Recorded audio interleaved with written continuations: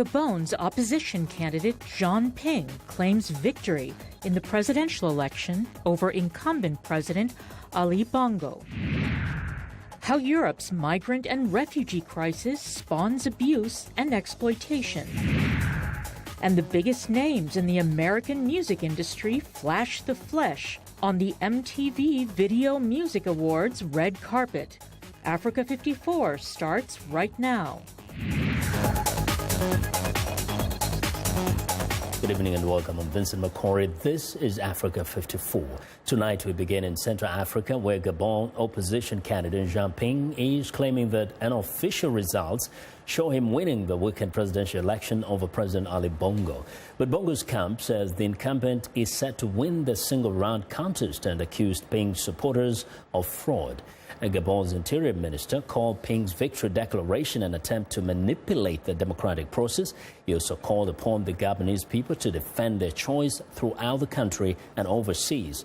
Official poll results are expected on Tuesday. Ali Bongo, 57, first won election after his father Omar died in 2009 after 42 years in office. Now, for more details on Gabon's presidential vote, VOA's Idrissa Fall joins me live via Skype from Libreville. Good evening, Idrissa.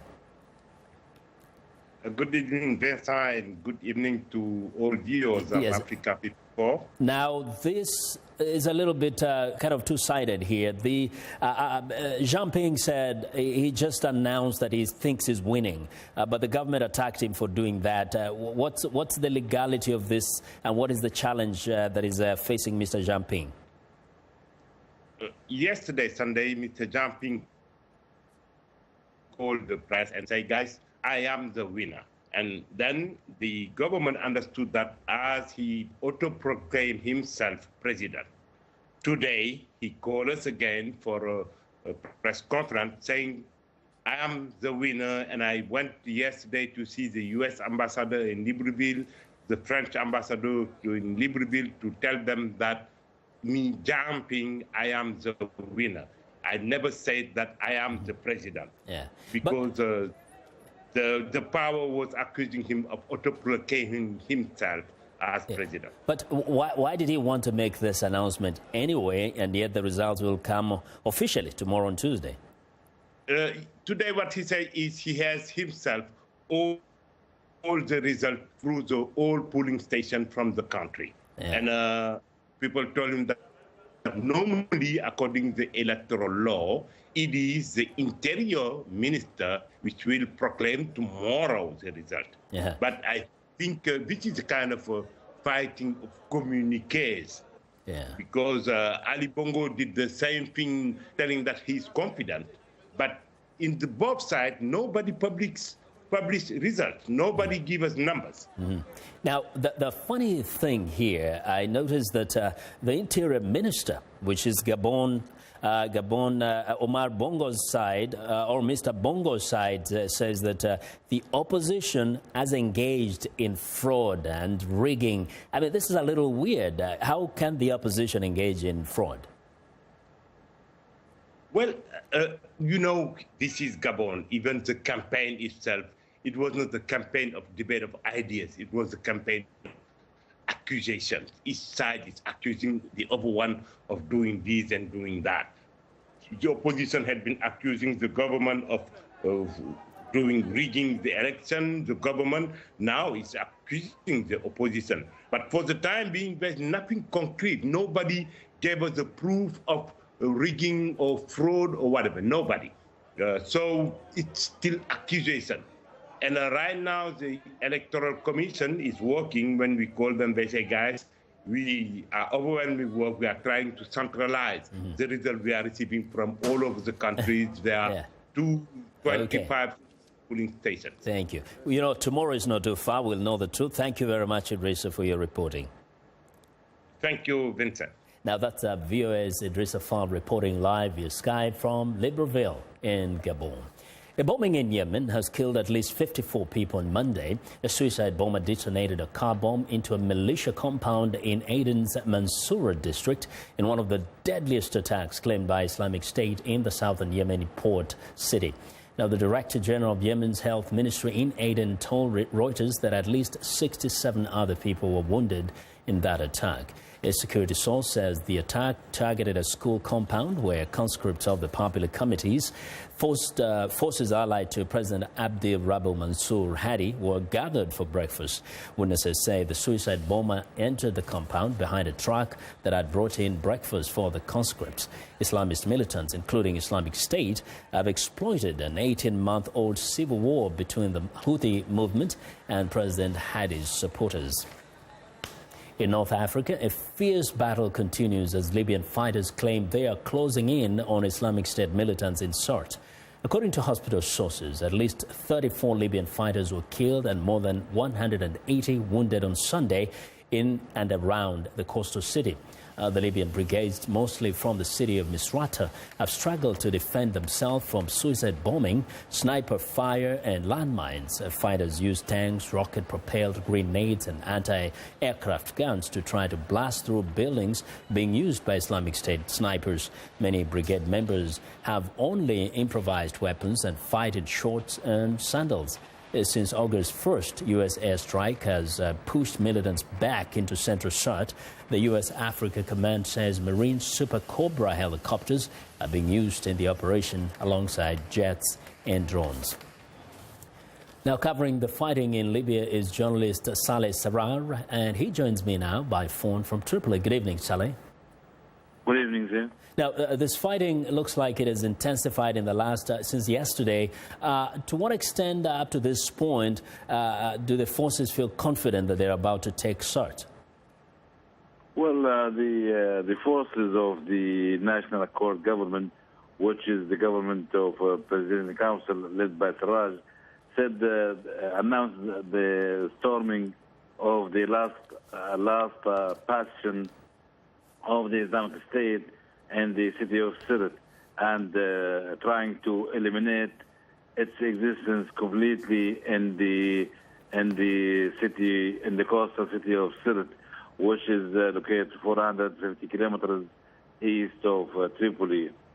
So the forces, the government forces, entered the last bastion of the Islamic State with the announcement of launching of the last stage of the operation to restore the city from the Islamic State. Now, so they announced that now about 1,000 fighters of the government are taking part in this attack.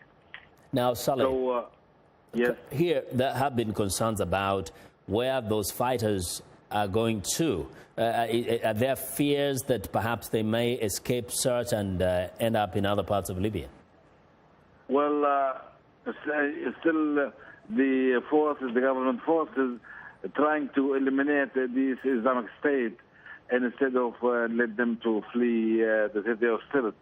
So still they are still besieged in the two quarters of the city of Sirte. The quarter, the residential quarters 1 and 3, they are inside the city. So they are besieging them inside these residential quarters in order to eliminate them or make them to give up and surrender themselves. So that's what they're doing. Very quickly, how significant will the defeat of ISIS in Sirte be for Libya? Well, I think they are depending on these forces to eliminate the Islamic State in order not them to spread in the other areas. So they are trying to eliminate them and to eliminate their presence in the city of Sirte in order not to spread to the other areas in Libya, or to make them the people fear or live in fear of the state of fear. So they're trying to eliminate them now. Thank you very much, Saleh. Journalist Saleh Sarar reporting from Tripoli in Libya.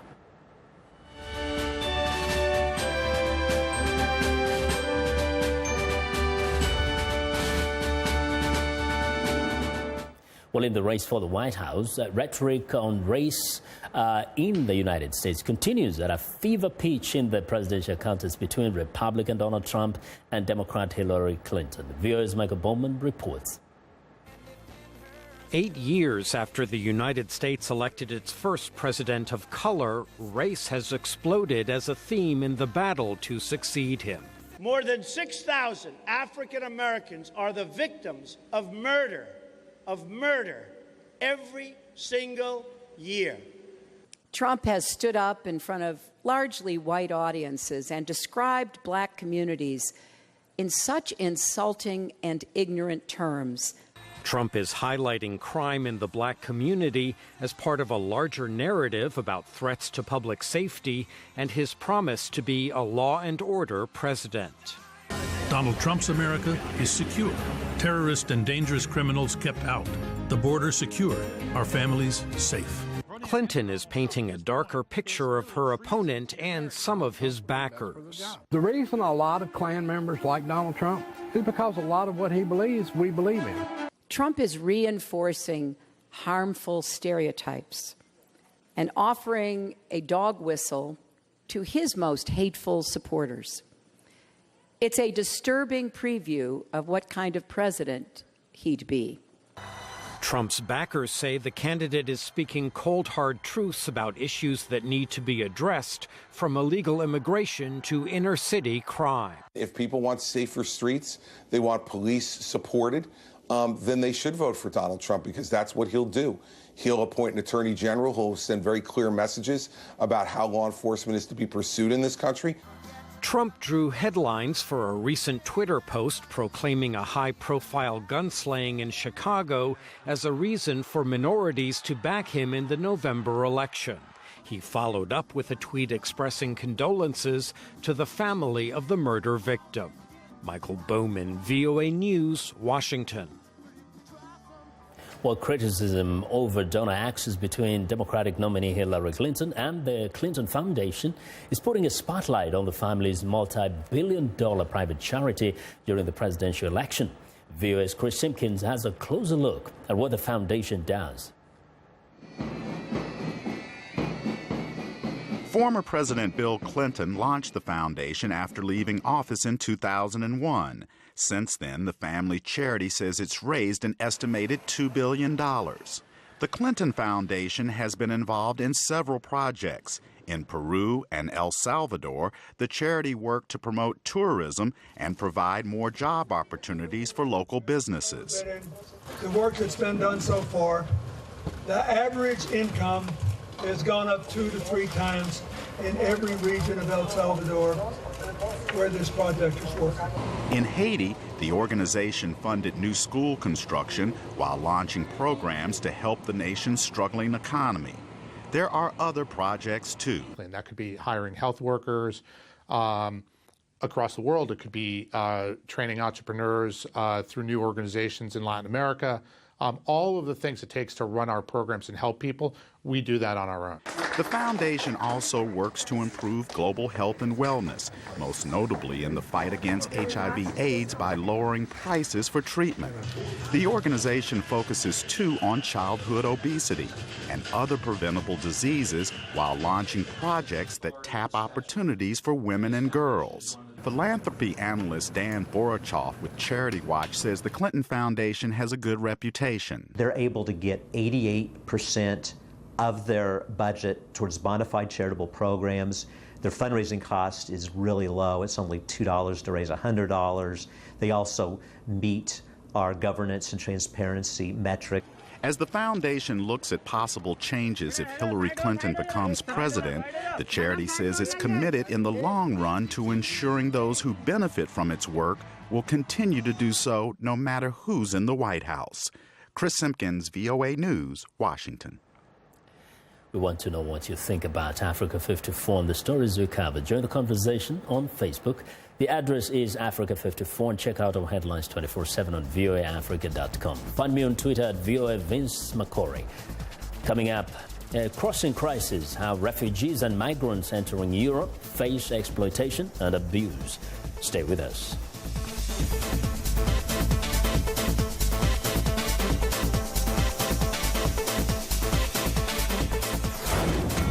This is BizBeat. Vineyards in Britain are bubbling over in profit as Brits tilt bottles of Italian sparkling wine most people call champagne, a drink that in the past 5 years has found a welcome home in the palates of Englishmen. Winemaker Simon Roberts of Ridgeview Vineyard in Brighton. When we planted, there was only one other winery that specialised in sparkling wine. Now there's over 300. The country has a good climate and fertile ground for the wine business, and now British drinkers have moved to the less expensive and high-quality Italian bubbles, clearly outpacing French champagnes. Neil Bruce is the head of wine at Fuller's Bar Chain. So we brought in additional Proseccos this year. We'll look at more for next year, but we're looking at sparkling wine as a category. As I mentioned, English sparkling wine would definitely be a part of that too. 37 new vineyards sprung up in Britain last year as sparkling wine sales corked out an 80% increase over the past 5 years. Philip Alexio, VOA News.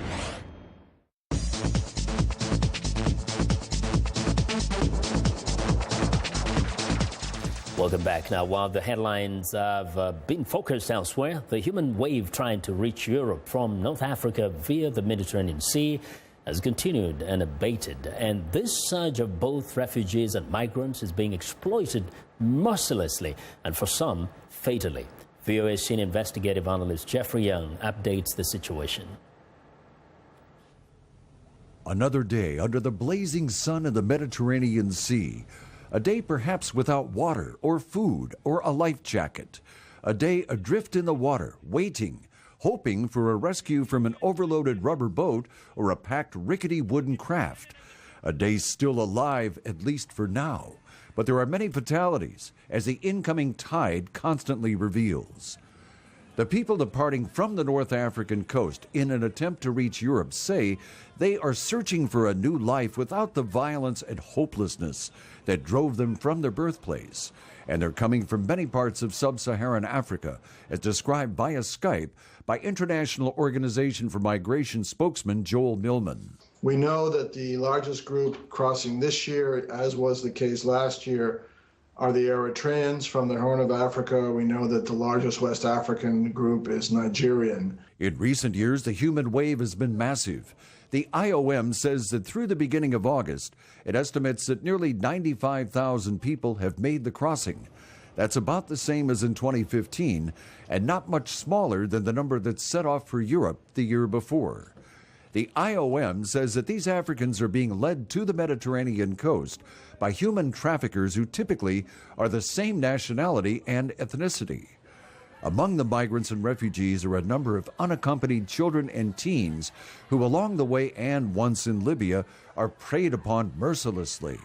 Their situation is described via Skype by NGO Save the Children spokesperson Valentina Bollenbach. These smugglers are incredibly brutal. The children have told me that they've been beaten. They've seen people being shot. Many of the girls are raped en route, especially in Libya. They're thrown into detention centers. They're not fed. They're forced to drink petrol instead of water. These stories are incredibly harrowing. IOM's Joel Millman says that the Libyan coast is indeed a place where the situation for many changes for the worse. What is different is the propensity of criminal gangs to take over at the last stage, torturing people, holding them under enforced conditions, what we'd call kidnapping, until money is paid. And this has become a standard practice for this route. Then these migrants and refugees are packed into unsafe little boats and pushed out to sea.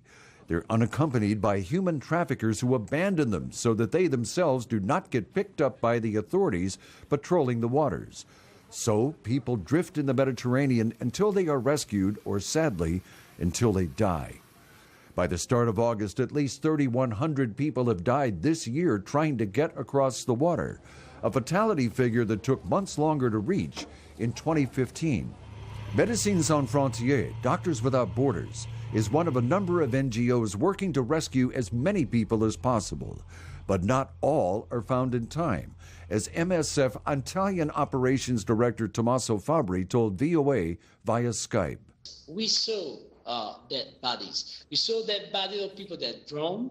We saw dead body of people that in a rubber boat that normally can guest 20 people, they fit 100, 140 people, and people suffocated inside. Mr. Fabri says that people know the dangers they face at sea, but choose to risk trying to cross it rather than remain in Libya and other launching points. The European Union last year established military Operation Sophia to identify and capture smuggling vessels. The EU is also training and supporting Libya's Coast Guard to help support that effort. In our next report, Operation Sophia's impact on curbing the flow of migrants and refugees across the Mediterranean. Jeffrey Young, VOA News. Well, it's time now for a short break. Still to come on Africa 54, eye-popping fashion of the MTV Video Music Awards. We'll be right back.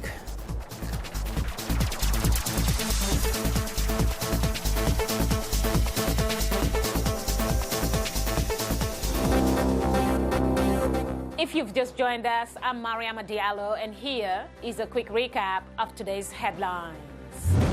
In Libya, government forces say that the final stages are reached in the battle to oust the Islamic State group from Sirte. In Tunisia, the new Prime Minister Youssef Chahed will take office in Tunis as outgoing PM Habib Essid hands over power.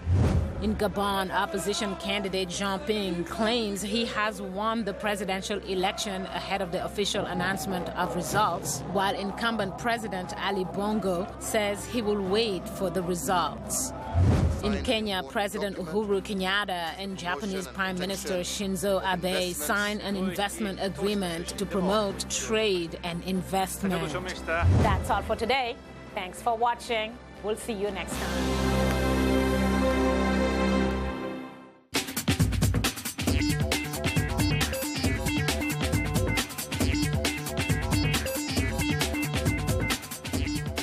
Welcome back to Africa 54. Here's what's trending. Fantasy frogs ruled the red carpet at MTV's Video Music Awards. Slashed skin-tight dresses, plunging necklines, and revealing strategically placed cutouts were the big trends on the red carpet. Kim Kardashian, West, and Britney Spears opted for basic black. Meanwhile, Beyonce was beaded, angel winged, and mint green feathered. But it was Nicki Minaj's sexy royal blue, clingy mermaid-style gown with a crisscross front and huge side cutouts that generated the big buzz of the night. The dress was so tight that she needed help walking the red carpet. Well, next up, a Singapore-based company has launched for what it says is the first driverless taxi service in the world, and it hopes to make it available to the public in 2018. Nutonomy launched its first public trial for autonomous taxis by inviting a select number of people to download their ride-hailing app and try their brand-new car service. The company hopes to get consumer feedback during the trials so it can perfect the way the car works before the full launch. For now, an engineer sits behind the steering wheel to monitor the system and take control of the vehicle if needed. Well, and finally, Venezuela's deep recession has triggered shortages of raw materials, triple-digit inflation, riots, and rising crime. Now, necessity seems to be generating some creative solutions as two Venezuelan businessmen see growing demand for their invention, a coffin that is easy on the pocketbook and the environment. With coffin production curbed by a shortage of brass, varnish, and satin, the green coffin helps make funerals affordable. The coffin is waterproof, light, and can be constructed in just a few minutes. And that is what is trending today.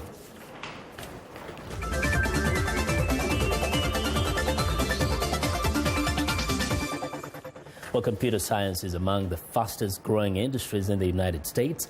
It's estimated that more than 4 million jobs in the field will be open in the next decade. But women are likely to fill only a fraction of those jobs. VOA's Carol Pearson has more on some unique efforts designed to close that gender gap. Nidhi Alani, a rising high school senior in Washington, created a website called Polyteens with her small team. The issue we wanted to tackle was the underrepresentation of teenagers in the political spectrum. So we decided to create a website, a forum, so to provide a platform for teenagers to voice their opinions on political issues going on in our country. The website from rising junior Phoebe Suh and her team is called Reboot. Reboot is the first of its kind, a comprehensive online database of local crisis resources. These students are taking part in a nationwide summer camp offered by Girls Who Code. The New York-based nonprofit has partnered with technology companies to create a program designed to engage young women in computer science. BSA, the Software Alliance, is one of the partners in the Washington area. There's absolutely a high demand for computer science jobs. In fact, they're expecting by 2024 that there will be 4.4 million computer science jobs available in the U.S., and it's predicted that over 1 million of those positions will go unfilled. So we're hoping that with Girls Who Code, we'll be able to help fill that pipeline and close the gender gap in computing. More than 10,000 high school girls have taken advantage of the camps and after-school programs since 2012. The free 7-week summer program is for students who don't have coding experience. I actually was exposed to a lot of different programming languages this summer. We were able to create different computer games, and that was really cool because it was a very immediate result. Once you created it, you saw a result, and that was very gratifying. The program also provides students with outside experiences like field trips to NASA and tech companies. They can see some of these women executives in real leadership positions where they can see how successful they've been in those roles to provide them with role models. The experience has opened a whole new career path for some students. I wasn't really saying, oh, I'm going into the technology field, but my mind has completely changed for the better. I found that I have a passion for robotics and coding in C++. And I just feel full of great ideas. I had the time of my life. I definitely become more confident as a person and in my skills in computer science especially. Organizers hope the participants will take what they've learned into college and beyond. For producer June So, I'm Carol Pearson, VOA News, Washington. Well, and that's our show for today. Be sure to watch Africa 54 on our website at voaafrica.com. For more news, tune in to VOA's evening radio show Africa News Tonight at 1800 UTC and in the mornings to Daybreak Africa between 0300 and 0600 UTC, Monday through Friday. Thanks a lot for watching. From all of us in Washington, have a good night.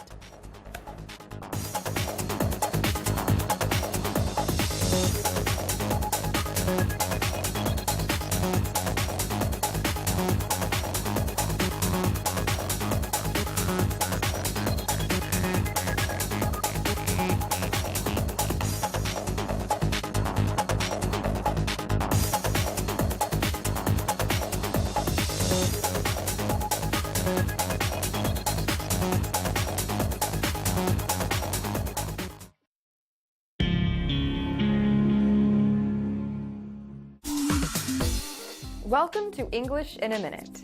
Americans use a lot of abbreviated or shortened expressions. What do you think this abbreviation means? MIA. Jonathan, how have you been? It has been so long since I've seen you. Yeah, I've been MIA for a while. I went down to Brazil and spent 2 weeks with my family in Rio de Janeiro. I just got back a few days ago. I hear Rio is so exciting with beautiful beaches and music. Yeah, I might just go MIA again soon. MIA is an abbreviation for missing in action. You can use this expression when someone disappears and you don't see them for a long time. People in the military say a soldier is MIA if that person is not found after a battle. And that's English in a Minute.